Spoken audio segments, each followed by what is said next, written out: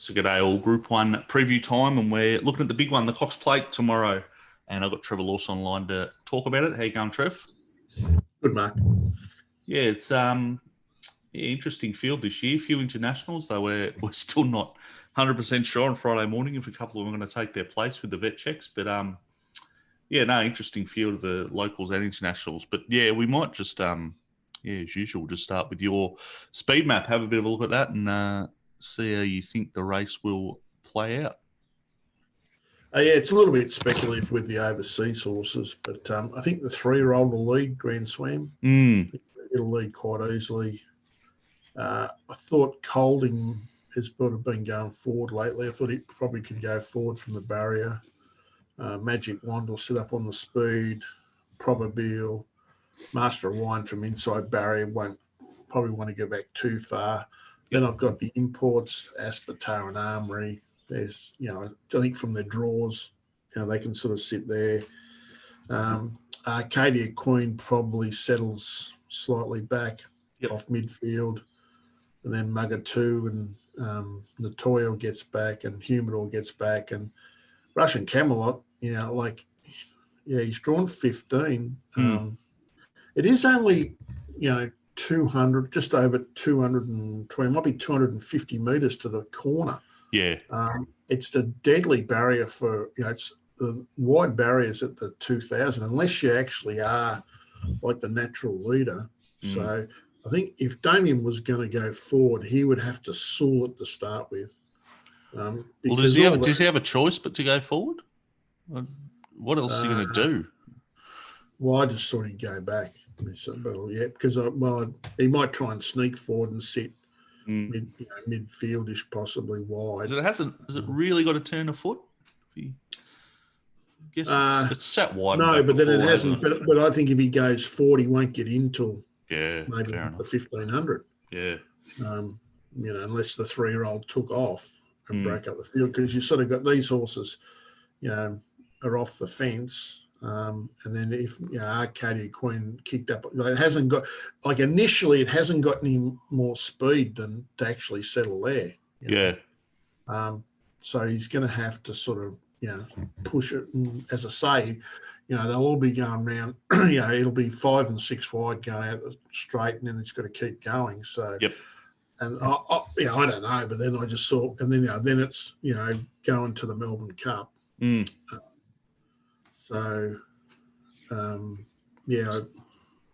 looks like it's a cup horse to me. So So the two internationals that have got a question mark on them are Armory and Magic Wand, which you've got just sort of midfield there. If one or both of them was not to take their place, would it have a big impact on the map, or? They'd come out, and I suppose if he went forward, he wouldn't have to cross as many horses. Yeah. Okay. So he may finish up in this spot here. But I think he'll be wide. But the other issue is, if the tracks, if we get somewhere near the rain and this track's worse than a 5, if it's a slow track to a 6 at least, and by now you would think the inside would be off anyway, so there'd be no, he could sit sort of back-ish and just slide forward wide with a trail, and it wouldn't make any difference anyway. Okay. Yeah, because it's his, we've got 8 or 9 races tonight, and then this is race 9 tomorrow. 8 races tonight, and there's 2 races. The first 2 races tonight are down the 2,040 metre races as well. So they they go down the straight twice. I suppose the only saving grace tonight is the fields aren't that big. Yeah, right. But again, tonight's weather will have a big impact on tomorrow as well. Yeah. There's what time it does start to rain and how much they chop it up. Righto. Well, just looking at TopSport at the moment, they've got Russian Camelot $4.80 favourite from Arcadia Queen and Armory, both $6, Probabile $9, and then out to Colding and Sir Dragonet at 13. How does your market look? At the moment, I've just put the ratings in, and I really haven't, I haven't really tinkered for them for a really wet track or whatever. I mean, as people know, living in Melbourne, so you don't believe the weather until it actually arrives. So, so at the moment, I've got Arcadia Queen favourite. Yep. With Armory. Yep. She beat Russian Merit. She beat Russian Camelot on her merits the other day. Was a good 4-track. The start before, she was well beaten, but she did roll back in the inside, and she did have bar plates on then. Yeah. So last start's her first start without bar plates for a while. She's by Piero, who sort of they handle the wet, even though she sort of hasn't seen it that much. Excuse me. So I had her favourite at sort of $5.50 from Armory, which is I think it's like a European. I think it's a 3-year-old up there. Yeah. It was terrific the other day behind Magical and G-Arth or something it's called. It's a bit hard, but it looked a good horse. They sort of look good horses. So it was only a field of 6, and it was big odds, but it did run well. It's progressed its time form ratings each start. I've just come slightly off the time form rating. Yeah. And sort of marked it, $5.50 equal favourite. Yeah. So you've got them both $5.50, and they're both $6 in the TopSport at the moment. Yeah. And where have you got Russian Camelot? Then I've got it $7. So the other day I had it. It ran well at Caulfield, and then the other day it's over raced a little bit, and I got it rating slightly down, only like a neck down. And I've stepped it a length off that rating. Yep. And got it, sort of $7. And I haven't put anything in for the barrier. It probably is a superior wet tracker and things like that, but might have to sort of run to an absolute new peak. And then you sort of got the other imports. Magic Wand has done the figures here before. It ran 4th in last year's Cox Plate, and then it won the McKinnon or the Kinnon, whatever they're called now.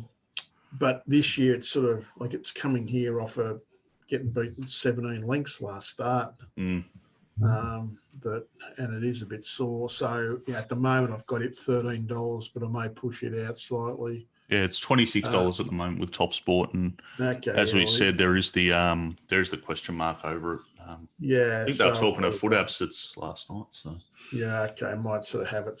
It's probably not a positive. So Aspartar's got sort of some sort of hope, and then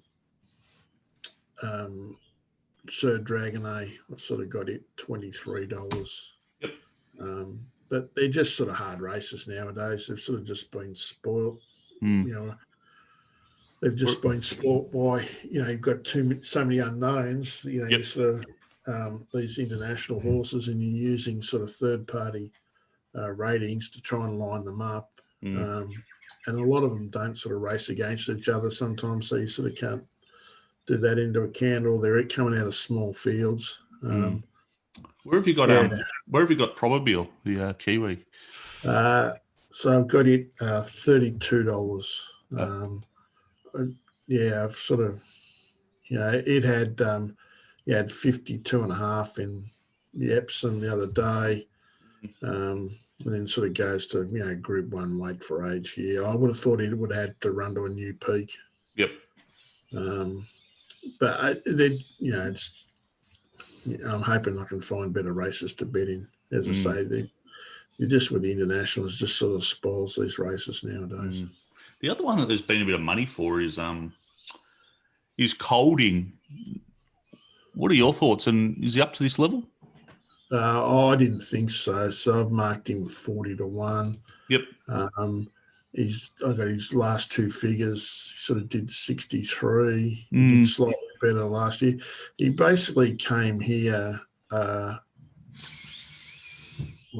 earlier this year in February, and basically went legless in 2 runs at Caulfield. Yeah, Caulfield is a bit different to Moonee Valley. Yep.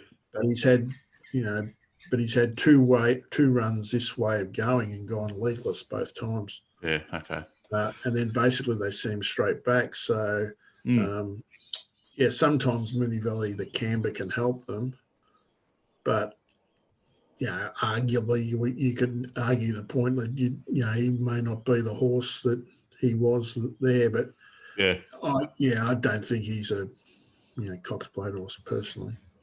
No worries. All right. Well, it does sound like we'll obviously have to wait for the weather and all that, but maybe a touch of value in your numbers and Arcadia Queen and maybe Armory if it gets a start. Should be said that just from what we're reading of the 2 internationals that are undergoing checks, sounds like Armory's the one in better shape. It sounds like Magic Wand might have some issues. Sort of. Yeah, I mean, probably what will happen is the market will know how bad it is. Yep. So like if it's friendless and gets to a silly, it's hard sometimes to say with horses adrift, but if horses get to a price that you think looks unrealistic, well then there may be some. It's there for a reason.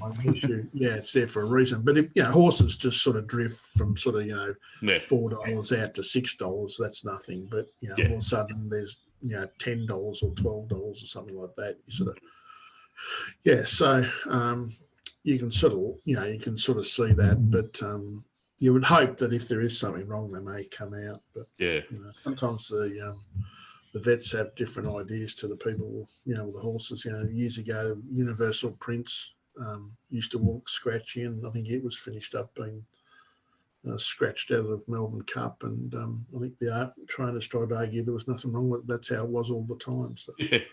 So that's a little thing here too, I suppose. The vets that are looking after these horses, the Europeans, that they would hardly have seen them. Yeah, they're not familiar with them. So, we had the same issue last year going into the Cup, I think, with a couple of Europeans that got scratched, and they had the stand-up scans. So it sort of becomes and I think it's all subjective. Yeah, because the horse can't tell you it's no. So it's all sort of subjective. So yeah, good stuff. All right, thanks for that, Trev. Good look at a few of the key runners. So we look forward to your updates tomorrow. Keep an eye on the weather, and all the best. Yeah, we'll just see. Yeah, so we've got double header. So hopefully we can stay dry as long as possible, and we've got some good racing, and then leading into Cup week next week. Good stuff. All right, thanks for that, Trev. Great, thanks, Mark. Cheers.